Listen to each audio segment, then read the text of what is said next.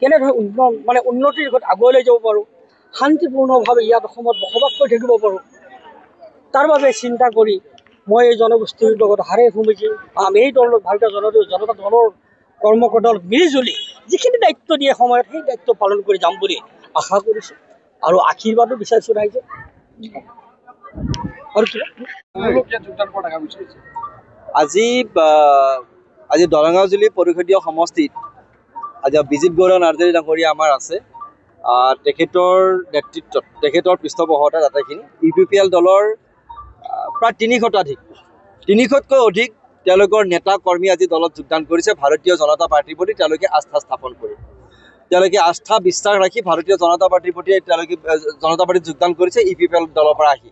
গতিকে স্বাভাৱিকতে এটা কথা প্ৰতীয়মান হৈছে যে মুখ্যমন্ত্ৰী ডক্টৰ হিমন্ত বিশ্ব শৰ্মা ডাঙৰীয়াৰ ৰাজ্যখনত উন্নয়নৰ এটা যি বাতাবৰণ তেওঁ সৃষ্টি কৰিছে ইতিমধ্যে, আৰু সেই বাতাবৰণৰ পৰিৱেশটো ইতিমধ্যে ইয়াতো কৰিছে, BTRতো কৰিছে।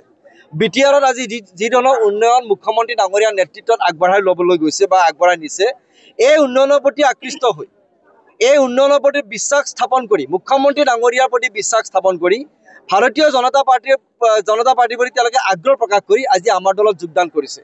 স্বাভাৱিকতে সমগ্ৰ অসমত এনেকুৱা এটা ঢৌ উঠিছে। আজি BTRও ইয়াৰ ব্যতিক্ৰম নহয়।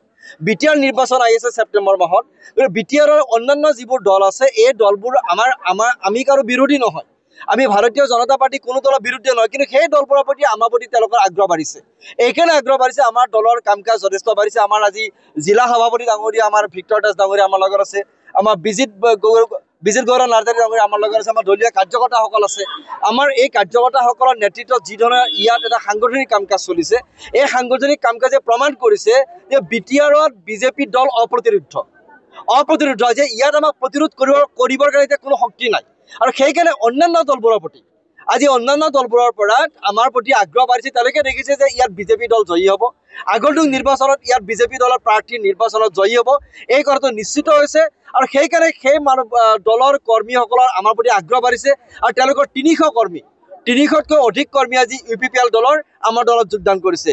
এয়াই নহয়, এই যি যোগদানৰ ইতিমধ্যে ধাৰা আৰম্ভ হৈছে, এই আৰম্ভ অহা নিৰ্বাচনলৈকে থাকিব।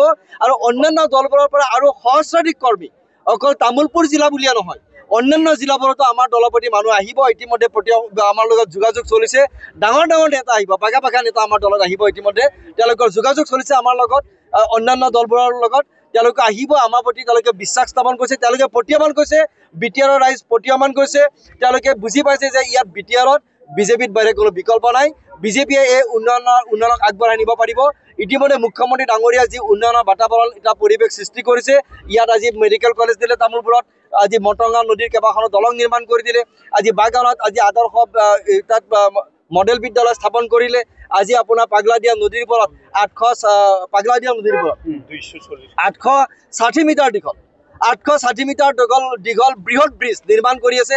এই যিবিলাক উন্নয়নৰ পৰিৱেশ, ইয়াৰ প্ৰতি মানুহ আকৃষ্ট। মানুহে আশা কৰিছে যে এই হাৰত যিহেতু কাম কৰিছে, কালিলৈ যেতিয়া BTRত BJPৰ চৰকাৰ হ'ব, এই উন্নয়ন আৰু অধিক ত্বৰান্বিত হ'ব, এইটো সকলোৱে প্ৰতীয়মান কৰিছে। সেইকাৰণে আজি BJPৰ প্ৰতি মানুহ আগ্ৰহ কৰিছে। আমাৰ সভাপতি ডাঙৰীয়া আছে, জিলা সভাপতি আমাৰ বিজিত গৌৰ নাৰ্জাৰী ডাঙৰীয়া আছে, তেওঁলোকে ক'ব এই গোটেই কথাবিধ সম্পৰ্কে।